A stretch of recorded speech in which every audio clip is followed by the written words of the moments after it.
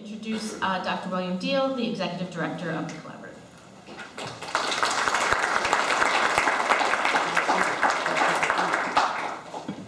Good morning. Good morning. Thank you. Thank you. Thank you. So I'm the director of the Collaborative, as Angel just mentioned. We are one of 26 collaboratives across the Commonwealth and one of several thousand educational service agencies across the country.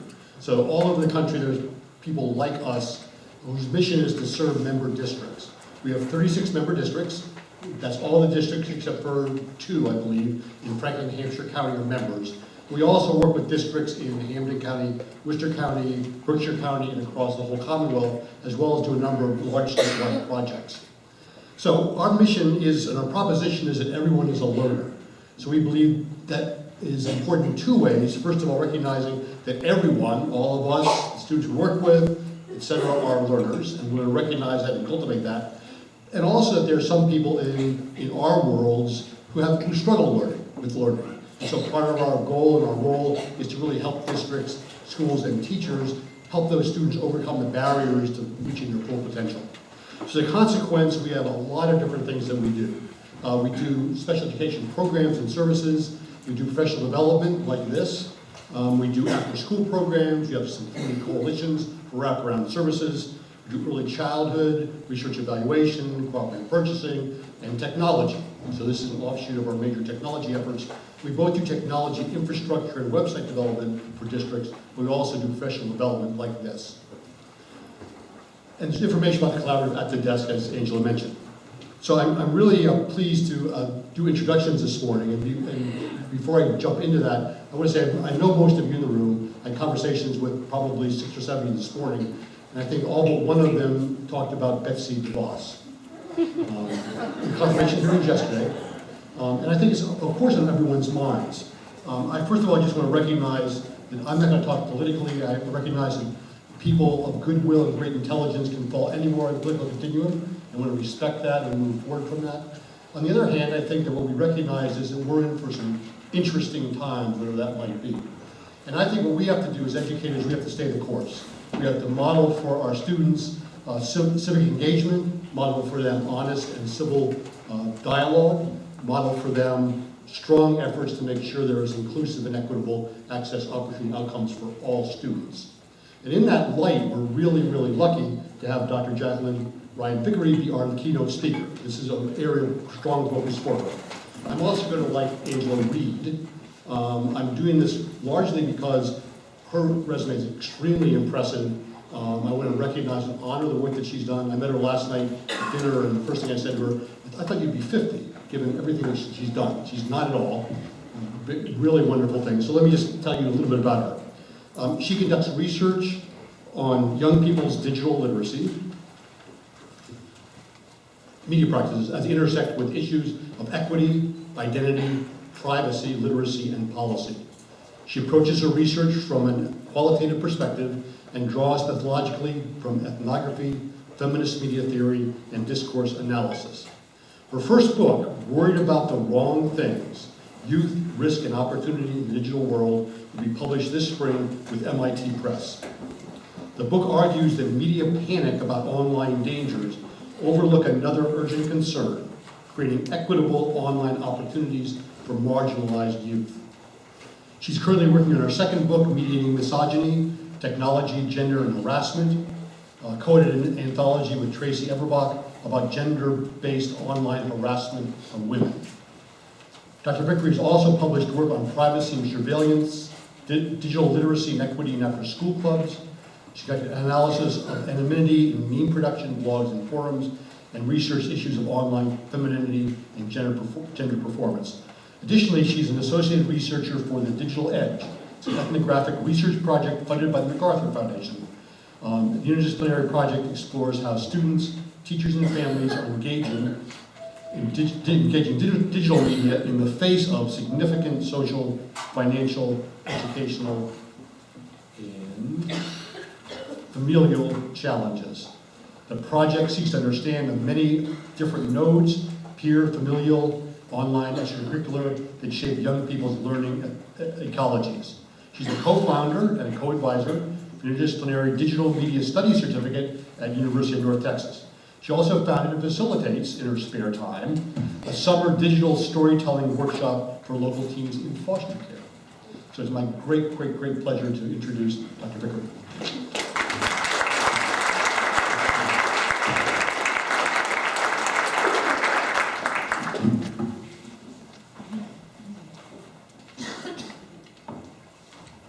Hi, thank you. Is this working? I'm hiding a mic in my scarf here. Good, all right.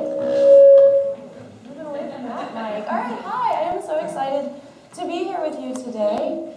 Still, I'm way over here. Get away from that other mic. All right, I'm so excited to be here with you today, and thank you for the wonderful introduction. So, yes, I am a media scholar. When you tell people you have a PhD in media, you get lots of weird answers from people. Is this still getting feedback with you?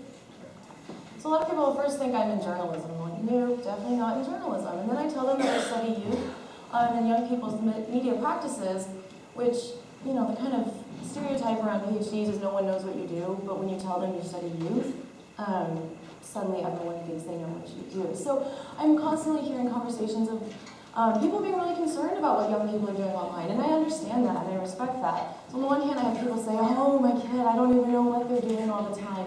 And on the other hand, I hear people say, you know, my kid is so good with media, they're so much better at it than I am. So these kind of competing discourses, which is kind of the basis of my book, which I'm loosely talking about today.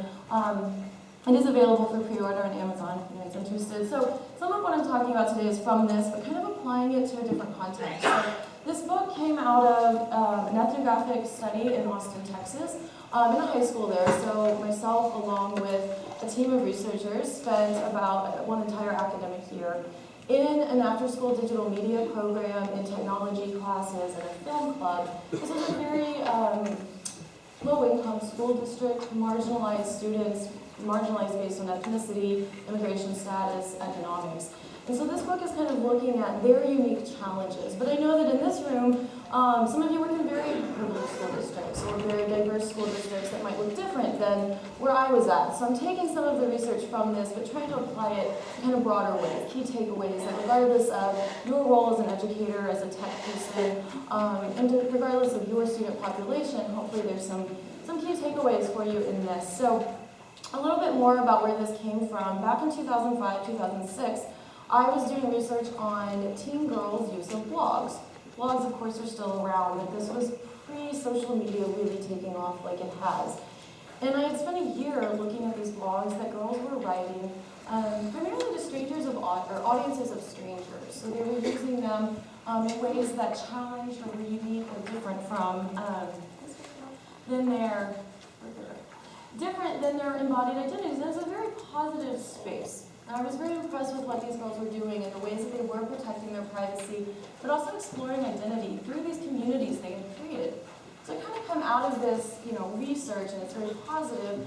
And about that time, social media panics really hit the scene, and everything is negative, and kids are getting in trouble, and isn't it awful? We need to protect them. And I'm going, that's not what I'm seeing, right? So I saw this huge disconnect in what young people themselves were doing and the way they were being talked about.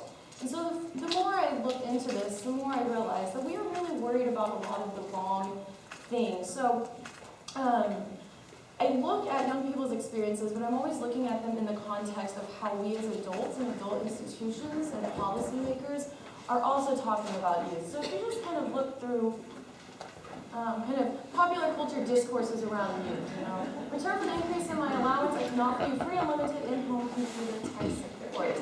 And this is kind of similar to what I hear people tell me. Oh, my kids, if I have a problem, they help me. They set up my new iPhone, these kinds of things.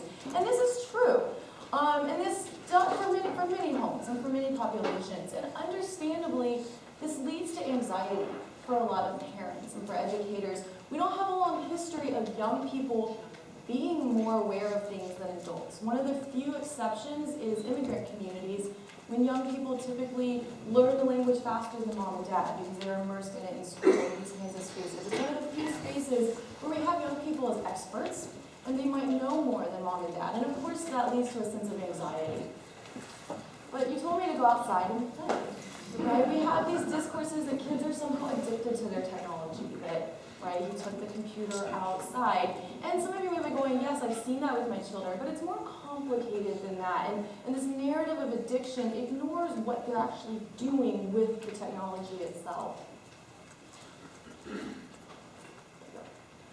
Hi, sweetie, how was school today? You can read about it on my blog, Dad.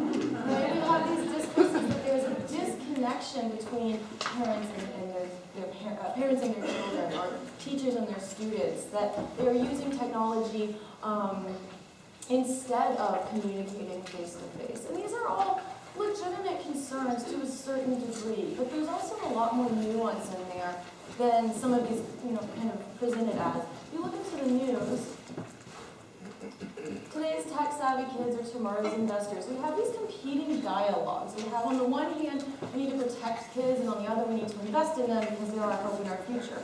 And often when we talk about technology, it's how will it help them learn, yes, but also how will it help them in this kind of changing work environment. And so we think of it as an investment in some sort of future career-driven perspective, rather than maybe personal growth and those kinds of things.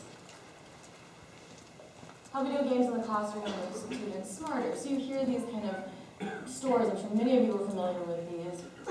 But at the same time, we have why we need to keep iPads out of the classroom. So on the one hand, we're told, invest in technology, it's the future, kids need to use it. And on the other hand, it's like, no, it's distracting, we shouldn't do that. So you're constantly hearing these kind of competing narratives around the value of technology in a child's life. Is your kid a web junkie? Advise your parents about tech addiction. I hate this kind of language. We often hear young people's media use pathologized, right? A junkie, as if they're on drugs, right? So we kind of tend to pathologize rather than understand maybe how to help kids set healthy boundaries around what they're doing. Students can't resist distraction for 2 minutes, and neither can you. Because, again, the idea that they have no sense of agency over what they're doing, that they are somehow passive users of this technology. But then you also have that they're immune to information overload. So again, you have these competing discourses. Is there information overload, or are kids immune to it? Which is it? A couple more for you. In addition to pathologizing discourses, we get criminalization discourses, that kids themselves, right? This use of sexting as if they have some sort of organized crime going on. We hear that a lot where we want to criminalize the practices that we don't understand or pathologize them. And then, of course, we have fears of cyberbullying. This one is also around predators. So you hear these fear tactics that kids are constantly in danger when they're online. And to kind of go with the criminalization, this is Missouri, has actually started charging parents a fine if their kids are bullying. This includes online. And these kids can actually be labeled felons. And any of you that are familiar with the school-to-prison pipeline, right? Like, who gets labeled this is really problematic. And so to think about young people's practices and trying to help protect them, we shouldn't be criminalizing them, right? That's not setting them on any sort of path to future success. So in my research, I look at these 3 waves of policy to try to understand this discourse. So this is a magazine, TiE magazine cover from 1995. In the mid to late 90s, we really had the porn panic. So everyone was freaking out that kids were going to inadvertently have access to sexually explicit content online. And that's a legit concern, right? But this Time article, which really continued to get used in Congress and adhering to past policies, was based on a completely fallacious study, a completely debunked study in an unpeer-reviewed law journal. What it did not take into consideration, remember the internet in like the early 90s, it wasn't image-based. It was text-based. And so, in order for a child to get a pornographic image, they had to put in a credit card, first of all, and then they had to have some technical skills to download this image. And so basically the kids that were having access to this, it wasn't inadvertent. It wasn't like things were just popping up on their computer, but a lot of the technical barriers that would have protected children got ignored. And so we tried to pass all these policies to just completely restrict, which then of course runs into issues of freedom of speech and adults' rights and these sorts of things. So you have this porn panic. And then in 2004, you start seeing the fear of predators. And of course, Chris Hansen's To Catch a Predator being a huge part of this. If you guys remember that show, they would have decoys go into chat rooms and pretend to be children and then lure adults. This starts around 2004. And again, we see all these policies coming up trying to protect children, which is great, but often they go so far that they're really just restricting what kids can do without helping them manage the risk. And then most recently, we have what I call the fear panic. This is no longer fear of sexual content or sexual predators, but rather fear of what teens themselves are doing between each other. So these are ABC Family and Lifetime Right movies around sexting and cyberbullying. And again, we see this wave of panic, right? Everyone is panicking over how to protect youth. And it's not that the peer, the porn, and the predator panics are wrong. We do need to protect young people from that. You don't have to keep staring at that. We do need to protect people from that. But often within these discourses, it becomes about control and restriction. So the simple analogy, right? We don't tell our kids never cross the street. We teach them how to safely cross the street. And yet with a lot of this panic around the internet, we just want to tell kids not to do things. Rather than helping them identify a risk, assess a risk, manage it, decide whether it's a risk worth taking, decide when they've gotten in over their head and they need an adult to help them figure this out. We just tell them this is bad, don't do it. Also within these discourses of risk gets very much individualized. We don't talk about it as a collective problem. We don't talk about it as a collective responsibility. It's something that is individual. So you might be wondering why in the world I have this picture from the 1920s and teens doing the Charleston. I want to historicize this moment that we're at in terms of understanding what kids are doing online. Teenagers have always been weird, right? So this is in the 1920s. These are two teenagers dancing the Charleston. The 1920s was a period of social upheaval. It was a period in which young people really were starting to identify as a generation distinct from their parents. Things like dances become part of that. The sexual revolution that actually started in the 20s, where teenagers are now spending more time in school based on peer groups. So rather than the one schoolroom, where like the 6th grader and the 2nd grader all together, you start having more segregated schools based on age.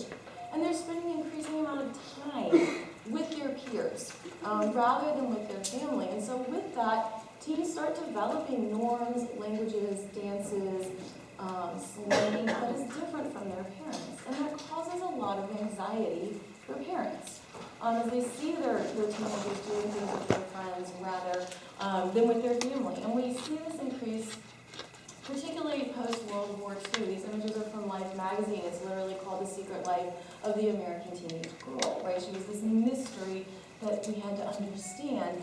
And in post-World War II America, we also see this increase of the intensification of peer networks. Young people being encouraged to stay in school longer. We start having longer compulsory education requirements, a delay of young people entering the workforce as men have now returned home, white women have entered the workforce in unprecedented numbers. And then along with that, we have the increase in technologies. And in these images, you see technology playing a really pivotal role. So Mary Kearney has written about the image of the young girl on the phone in the 1950s. This image is in films, it's in television, it becomes a very prevalent image. There was a lot of anxiety around young girls using the phone. For the first time, the outside world now has direct access to the home, a place that has been thought of as safe and secure, right? You think about dating rituals. The young man would knock on the girl's door, and the father would say, "Rich, you can come in," and they would have a date in the parlor, right? In parental supervision. Now the phone, mom and dad lose a lot of control. They don't know who their daughter is talking to. There's also, of course, anxiety at this time about racial tension in this country. So, of course, there was fear that their young daughter might be talking to the wrong person, right? That races would be mixing. And mom and dad lost a lot of control in that.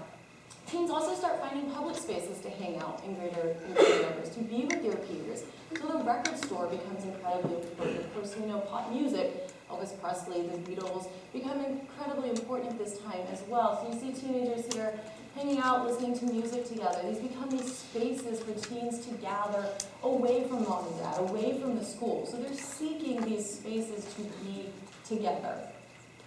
Of course, the automobile becomes the kind of ultimate symbol of freedom, that they are able to now, of course, date, but also hang out with their friends, go to the drive-in theater. Again, media and technology are playing a large part of how they start to identify themselves as a unique generation. not just as a member of his family, not just as a member of his church or his community, but a sense of community amongst their peers. They started identifying as part of a generation. And then, of course, television plays a huge part, which also brings the outside world in, right? The public comes into the home in ways that previously parents had had more control over. As you can see here, it's like literally a family kind of gathering around the TV in kind of an awkward way. Most of you probably don't sit around and watch TV this way at home, right? But the discourse around television at that time was actually that it was going to bring the family quite literally back together. Again, this is post-war America. There's a lot of anxiety about the men now returning home, the women in the workforce, changing social norms, changing family norms. And television was actually marketed as a way to quite literally bring your family together to watch something. I grew up in the 80s, the couch potato discourse, that TV was rotting my brain and something that you had to control and monitor and not let kids use too much of. But at this time, the discourse that it was a very positive thing. So I highlight this to think about the ways that as society changes and as technologies change, so too do the ways kids use it. And that what kids are doing now is not wholly unprecedented. But the anxieties have a very long history of anytime something disrupts the social norm, we get anxious about it, and understandably so. So this is back in the 1960s. These are communication scholars, and they asked, are schools doing everything possible to connect television to the intellectual growth of children? This is in the 60s, right? So television's about a decade old, the adoption of television. Technology had existed for a while, but this is this cusp of anxiety of what do we do with television? Should schools incorporate television into their curriculum? How might we use it in positive ways? And I find this moment of looking at television research in the 60s very apt to thinking about digital media, mobile phones, right? The iPhone turns 10 this year. So we're in a similar moment of we've kind of gotten used to all this technology, but in a lot of ways it's still disruptive. We're still not entirely sure how to use it, when to use it, should we use it, who should use it. So I kind of reframe that same question and say, are schools doing everything possible to connect digital media to the intellectual growth of their children? And I'm guessing some of you come from school districts where the answer is yes. We're embracing technology, we're bringing it into the classroom, we're helping our students purchase iPads and those kinds of things.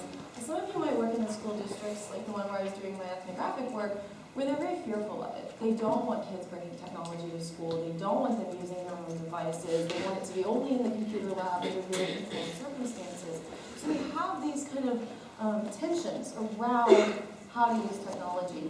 But to build on this question, I think we also need to ask, are schools doing everything possible to connect digital media to the emotional growth, civic engagement of children, and to connect it to social justice and equitable opportunities?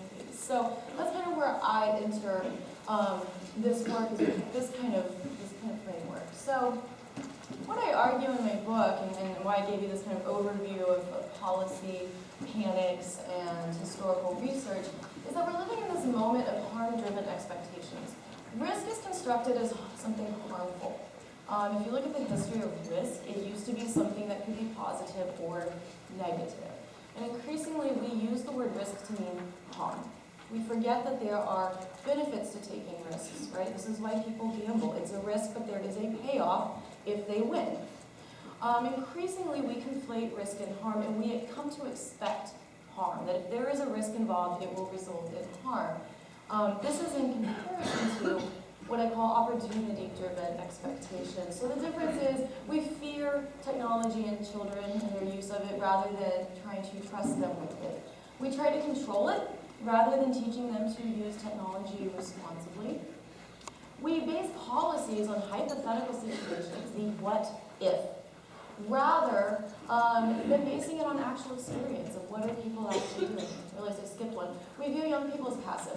Things are happening to them with technology rather than they use our agency over that technology. These policies are based on threats rather than actual evidence. As I mentioned, risk is constructed as an individual responsibility and a risk to the individual.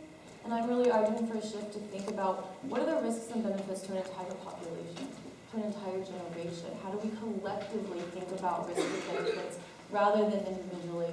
And then harm-driven expectations are very much focused on the technology itself. What do we do with the technology? How do we control the technology? Or how do we use the technology in positive ways?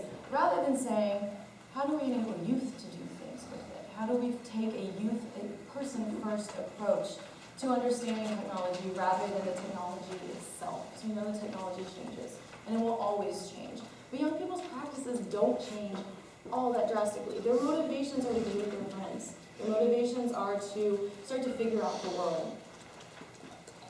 And they will use whatever technology is available to them to do that. So, why do we have these disconnections? Why is on the one hand we're panicking, and on the other hand teachers are going, no, these are really positive things. What is the disconnect? So I argue there's three.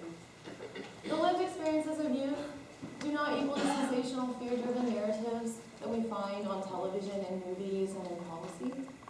The way young people themselves value digital media is not the same as how adults and adult institutions value digital media. And then if we view technology as an agent of change, instead of looking at this holistic historical understanding to what's happening outside of technology, right? Technology is merely one part of what's changing in our society. So in this talk, I'm really focusing on this middle one. How young people value media versus how adults and adult institutions, and argue that we need to kind of put these in dialogue better. So, kind of 6 ways that I think about this. One is access. Access is often thought about as we must control students' access. We must protect them, right, from the porn and the predators. Or on the more positive side, we think about we need to provide them access to an iPad, to a smartphone, to a computer. And both of these are right, but I'm really, this idea of worried about the wrong things. I'm not just worried about protecting kids from harmful content. I'm also worried about making sure that they have access to discourses that are generationally specific. That they have access to conversations that are unique to what they are doing online. And I'll give some examples of this. Regulation. We worry about how these technologies are regulated, and policies almost overwhelmingly focus on protection rather than creating opportunity. So how can we regulate technology in ways that enhance opportunity rather than just protect? Which gets into issues of control. We try to control the technologies rather than teach children how to be responsible with them. And then participation. And I'm going to talk about participatory culture a little bit today, but we know that young people are participating online, but we also know that not all young people participate equally, and that not all media ecologies are created equal, and I'm concerned about that. Visibility. We talk a lot about protecting kids' privacy, and we absolutely should. We know that there are lots of ways that commercial platforms exploit young people's activities online, through harmful advertisement, through collecting their data, to of course revealing information about them, or young people revealing information about themselves that they didn't realize they were revealing. But on the flip side of that, this is where risk gets conflated as harm. We should also be thinking about the benefits of young people intentionally and deliberately constructing online identities that are positive, rather than just worrying about the negative ways they're visible. And ultimately, this leads to concerns about opportunities. Again, if we think about risk and harm and benefits collectively, how are different populations, different demographics, different children benefiting or not, being given the same opportunities or not? So today I'm really talking about kind of 3 of these. The first 2, access and participation, give you some examples of what I mean by that.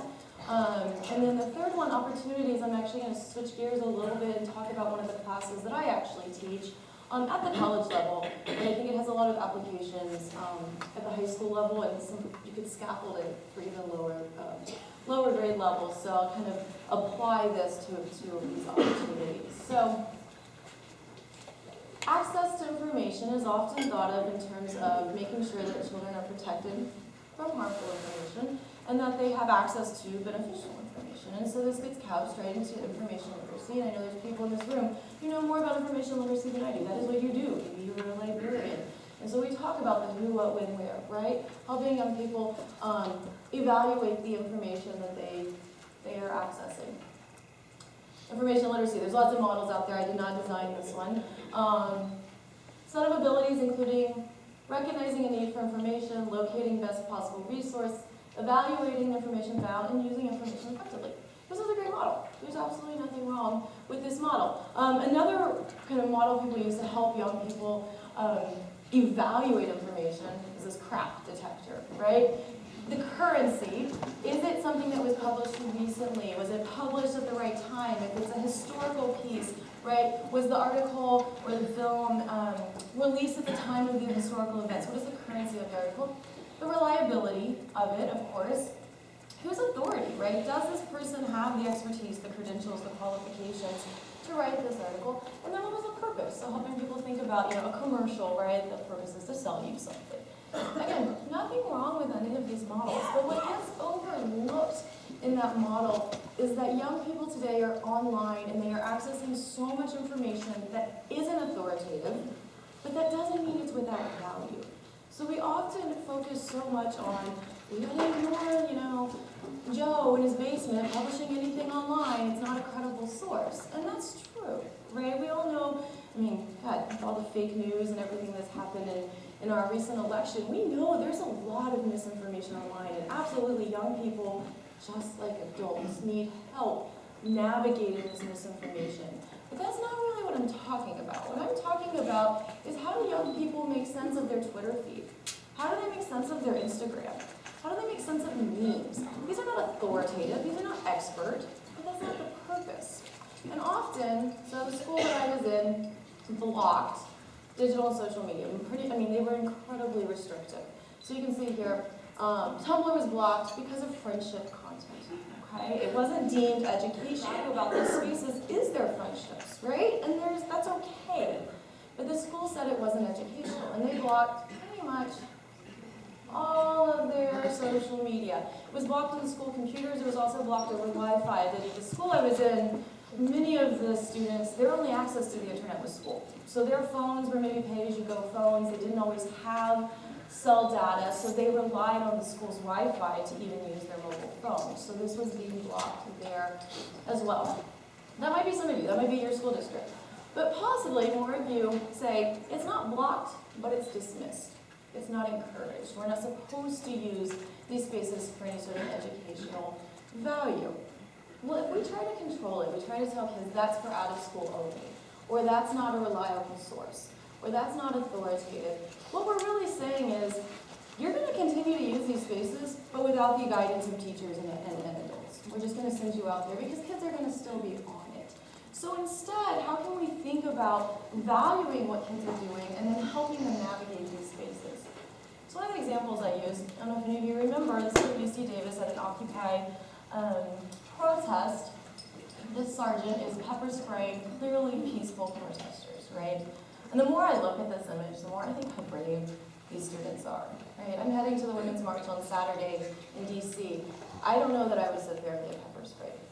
I might just leave. I think these are incredibly brave students. So you have this image of, he became known as pepper spray cop. Obviously, this induced a lot of outrage, right? This is America. We have the right to peaceful protest, and these college students are being pepper sprayed. I love the images in the background of people taking pictures. This woman who just looks appalled. She's shocked that this is happening, right? So pepper spray cop becomes a meme. Pepper spray cop gets photoshopped into all sorts of different art and pop culture, right? Washington, D.C. Washington. Even Mr. Sunday picnic, right? Peaceful people enjoying their picnic, and here comes pepper spray cop. I love this one, right? Because the implication, who is Harry Potter battling, of course, is Voldemort. So the idea that the pepper spray cop is this evil force on the other end of this. We have the Beatles. Abbey Road, which, as my husband pointed out to me as I was talking to him about this, is like, the Beatles were also really this fear of parents. And I was like, you're right. Like, I think it's interesting to think about why the Beatles and the context of the Beatles, particularly at the time that the Beatles were at the height of their popularity. This one's probably my personal favorite just because of all the expressions going on, right? The pepper spraying a baby, it's something that is considered so appalling. And then the most irreverent pepper spraying Jesus, okay, at the Last Supper. These are incredibly irreverent, but that's the point, right? We should be equally appalled if someone is photoshopping pepper spray cop into the Last Supper as we are that peaceful protesters at UC Davis were pepper sprayed. So these are memes. These are not authoritative sources. These are not expert opinions. If we were to do the crap test on this, right, this would be something you would use in a paper if you're writing a paper about this. This isn't something that we would kind of encourage kids to look at to understand what's happening. We would send them to CNN, to NPR, and to these kind of think pieces around this. But this is what's happening online. This is where kids are getting information and making sense of this. And I'm sure there are many in this room, like myself, who sometimes learn about news events precisely because I saw some meme, or I saw some tweet, and I'm like, I don't even know what they're talking about. In fact, I was kind of out of the news cycle this week, and my friends started posting about grizzly bears. I was like, grizzly bears? We're talking about grizzly bears. I was like, oh, because, yeah, we need guns in schools to protect from grizzly bears, right? But it was all these memes around grizzly bears that actually made me go back and look at the confirmation hearing and see what was going on. So let me give you another example, maybe a little bit more applicable in thinking about how we can incorporate this in the schools. So if you've heard of hashtag activism, it's the idea that hashtags can, have some sort of activism, advocacy goal. It's often dismissed as slacktivism, the idea that just tweeting something isn't going to change the world, not going to change anyone's mind. You see that here, right? Do something, doing something. And I understand that, right? Hashtags alone aren't going to change the world, not going to change policy. But that's not the goal of hashtags, per se. So the example I want to look at, some of you may be familiar with this hashtag. So this is Michael Brown, who was shot and killed by a police officer in Ferguson, Missouri. After that, this guy, CJ Lawyer Lawrence, created the hashtag, if they gunned me down. Because if you go back here, this is the image on your left that we saw of Michael Brown in the media. We didn't see the image of him listening to his music. It looks like he's at a Chuck E. Cheese. I don't know how he tell with his toys behind him. One in which he looks like an innocent child, and one in which the media kind of tries to present him as a thug, right? This is powerful in the ways that it elicits empathy from people, the way we see these images. So he started this if they gunned me down. And people immediately took to Twitter as well as Instagram and Tumblr, but largely on Twitter, to post juxtaposing images of themselves. Instead of fire a gun down, which image would the media use? So you can this is a closer up of that image, right? You see him obviously in uniform, and then over here flashing signs. And so you saw this take off. And I'm going to show you some examples just to give you a sense of, and this is very organic. People were using the hashtag, choosing two images of themselves and asking which one would the media, if they gunned me down, which image would the media use? The implication, right, being that one, not this one. You see a lot of them in graduation capping gowns. You also see a lot of military armed forces.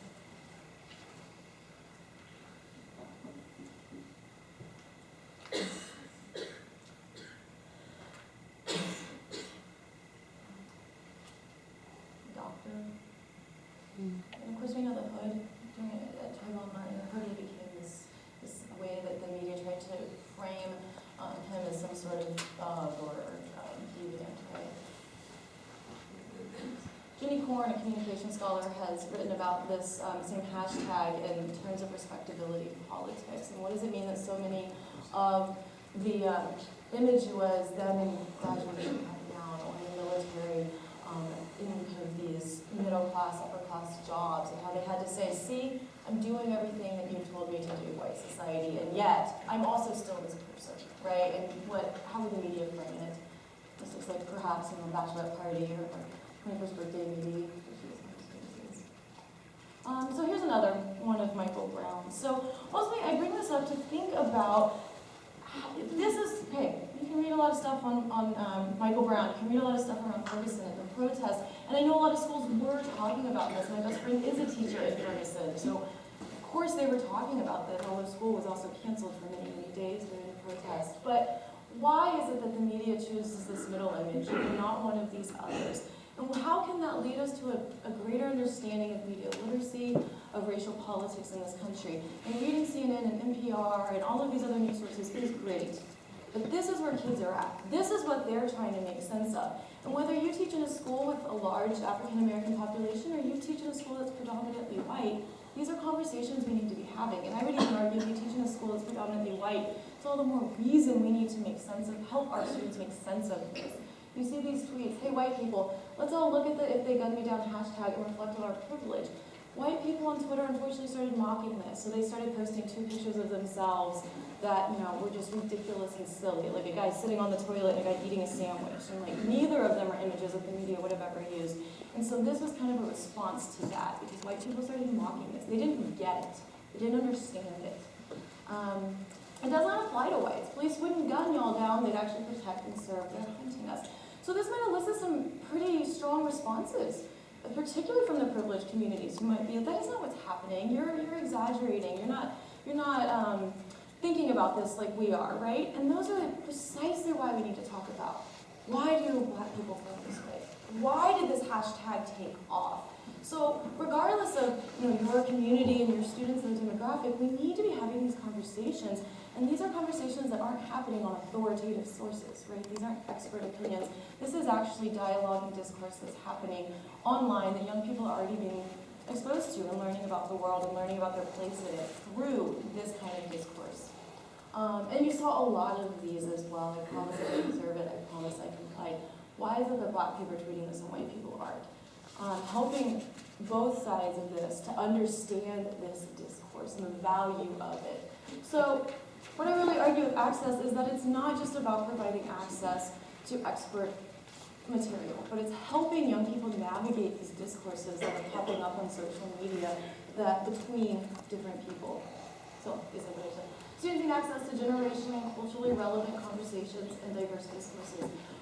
But they also need trusted adults to help them navigate and understand a curriculum that supports their engagement in these discourses as students. Moving on to participation. I'm guessing some of you in the room are familiar with participatory culture, that barriers to participating, creating, sharing, and distributing media have been lowered. And of course, any of us could go right now on YouTube and find a video by a 12-year-old, right, a 15-year-old, a high school. We know that young people are creating and sharing media. But the school that I was in, I said I was in this after-school program. They were creating media. They were going to film festivals. They were very comfortable sharing the media that they created with their mentors, with their peers, with myself as a researcher. Give me 1 second. Okay, I'm going out of my own way. Backing up, participatory culture. Sorry. The value of this, going back to this idea of collective.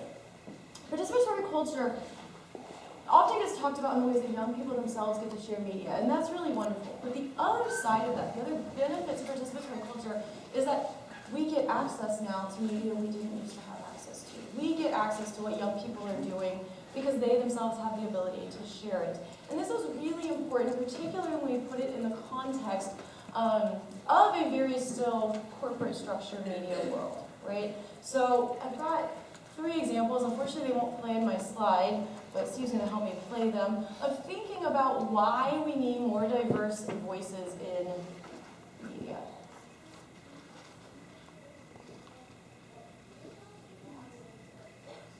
Whenever you're ready.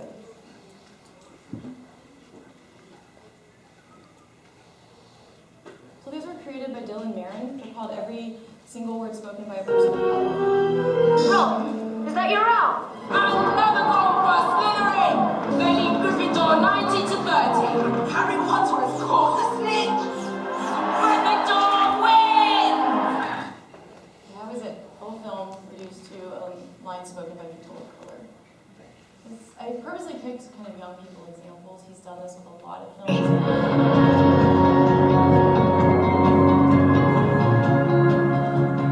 She's depressed. I may switch you to Zoloft or Lexapro. And twice a day instead of once. Have you been going to that support group I suggested? Support groups can be a great way for you to connect with people who are on the same journey. Give it a chance. Who knows, you might even find it enlightening. Truth is, very few people have been on Phalanxa for as long as Hazel has. We really don't know the long-term effects. Yes, Hazel? Perhaps there's a scenario. No. One more, I'll show you some examples. Oh, wait. No, not that one. There we go.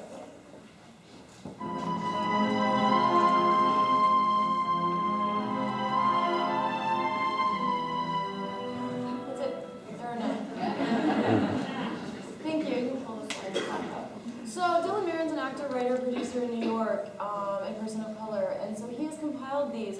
You would kind of maybe expect this. He's done some older films. He's working on all of the best of pictures, Oscar, Academy Award winning. You wouldn't expect this necessarily with more recent films, and actually the entire Lord of the Rings trilogy, if you are to put all 3 films together, is reduced to under a minute of footage. So I bring this up to highlight why we need young people sharing their voices, because we don't actually have a lot of access to young people's voices, experiences, and media. So the school I was in, again, they were doing this, but when I asked them if they were sharing any of their media online, because they all cited Tumblr, YouTube, Facebook, Instagram as these spaces of inspiration, spaces that they were using. I asked them, why are you not sharing? Because it was just overwhelming. It went against all of the research as a scholar I had done, all the literature reviews I had read. It was like, kids love to share what they're creating online. And then my student population that I was working with was like, no. And the reason they always said is, that's just weird. That's what they always told me, that's weird. So as an ethnographer, when you hear things like this, then you have to start thinking, okay, what does that mean? What does it mean that that's just weird? And there's kind of 3 reasons, well, yeah, 3 reasons that say this. So one, they always said that ultimately they were afraid that, like this bird here, someone would steal their work. And they were fearful that their work would be stolen online, and that's a legitimate concern, of course.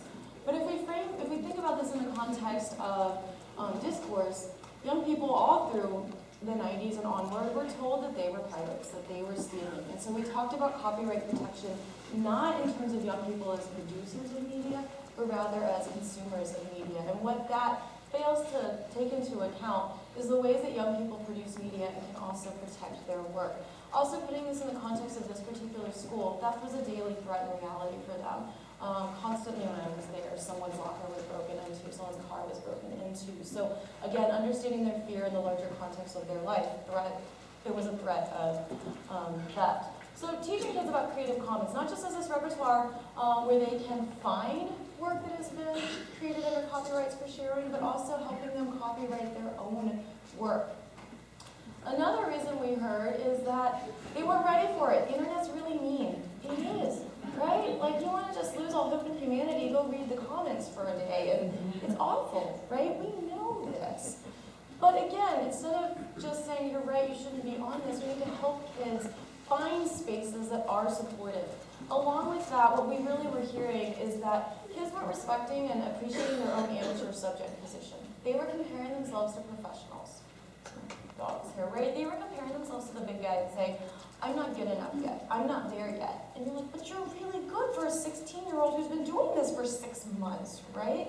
And they weren't respecting their amateur identity as media makers. And they weren't finding communities online that then would appreciate and support where they were at. So what they were really lacking was a level of network literacy. Network literacy in a nutshell is helping them seek interesting people, filters, and curators that will support them. So yeah, maybe an unregulated YouTube page isn't the best. Maybe it should be on Tumblr, where you could have some more privacy or control over it.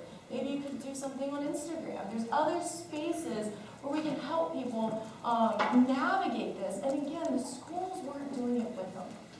So the school wasn't saying, let's create a class YouTube, and we can share things collectively. And as a teacher, I'm there to see those comments and get rid of them before maybe you even see them.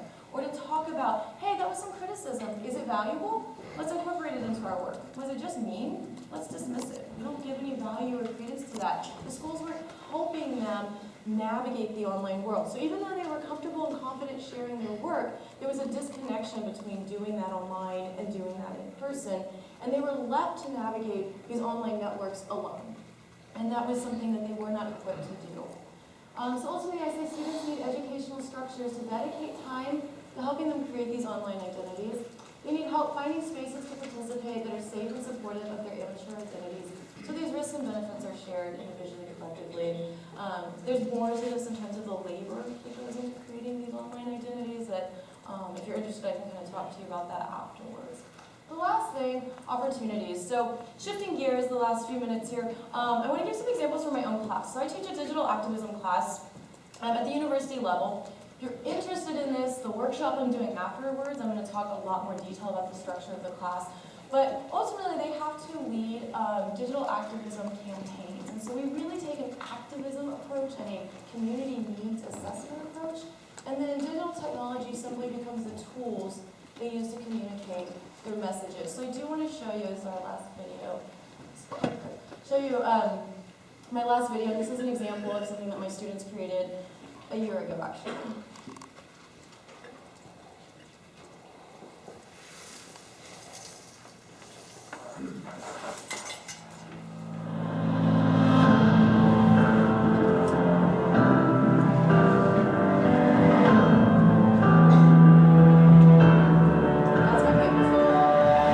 Deans, administrators, and Mr. President, I think I speak for all when I say we as a student body aren't satisfied. We aren't satisfied that the lack of diversity amongst our educators is constantly overlooked. We aren't satisfied that diversity is framed only as a student body issue. We aren't satisfied that Latinos only make up 5% of the faculty. Yet they make up 18% of the student body. We aren't satisfied that blacks only make up 4% of faculty, yet they make up 14% of the student body.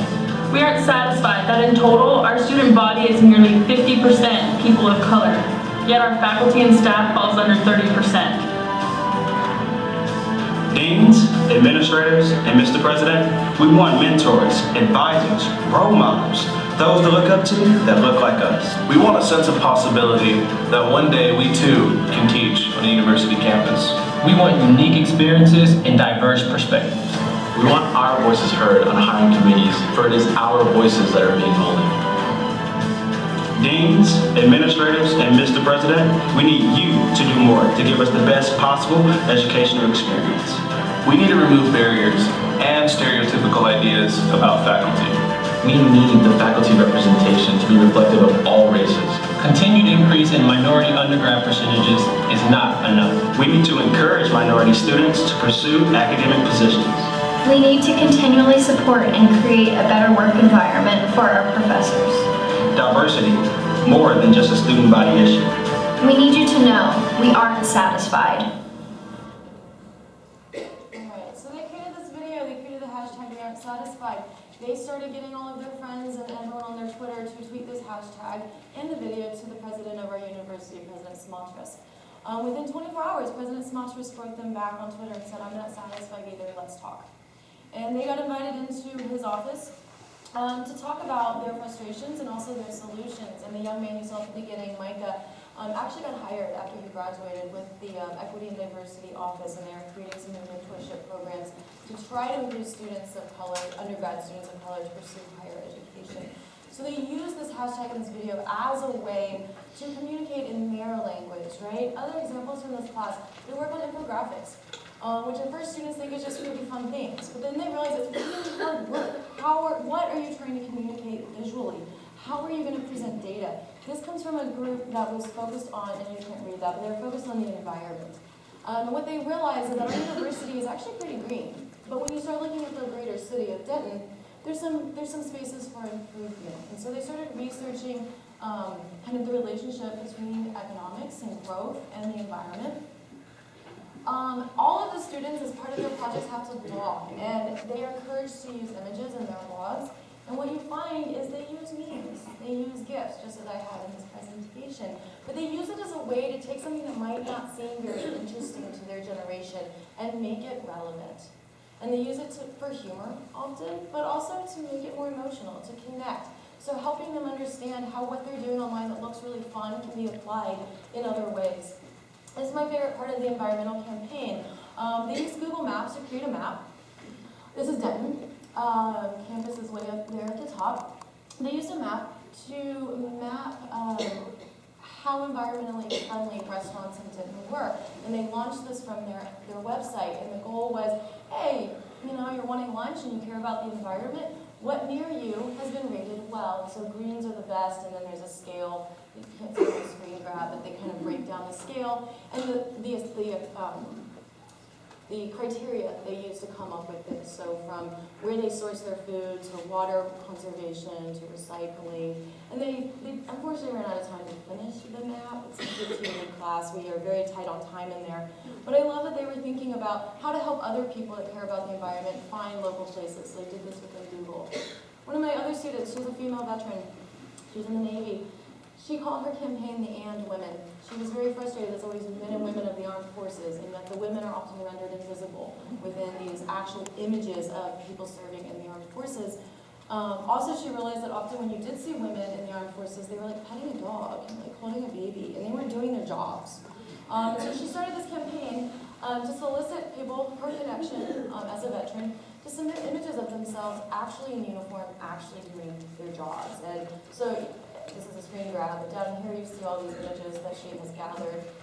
She created a Facebook page. Within 15 weeks, she grew it to 164 likes, which is actually, if you've ever started a campaign from scratch, quite impressive. It went international. She had a woman from Portugal who was also a veteran submit some stuff, and she used the page to curate information. And it's still going today. Unfortunately, she's a grad student, she's busy, but she was using social media to kind of do this media advocacy campaign. And this was one of her infographics that I'll kind of wrap up with.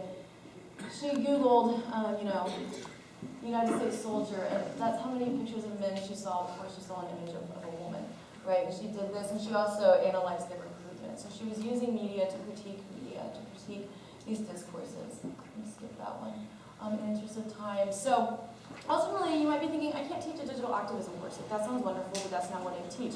What I really am arguing and trying to illustrate, and that I'll go into detail in the workshop, is that digital activism includes so many different aspects of education and different skills that the digital part is actually the last part of these campaigns. It is a lot of research, understanding history, understanding civics and social change, of course media literacy before we even get to the digital part of it, data visualization, writing, and then eventually we apply this in some sort of digital way. So there's ways to connect these opportunities for young people to view themselves as citizens, to view themselves as agents of change in so many different courses, in so many different ways of teaching. So, and I will wrap up with this. If these were the disconnects that I showed in the beginning, what do those connections look like? And what I say is that lived experiences of youth need to be represented in media, they need to be represented in reflected in policies, that the way young people themselves value digital media absolutely need to be valued by educational institutions and the adults in teens' lives and people's lives. And that if we view young people as agents of change, then adults can help young people navigate not just the risks of digital media, but also the opportunities of digital media. Thank you.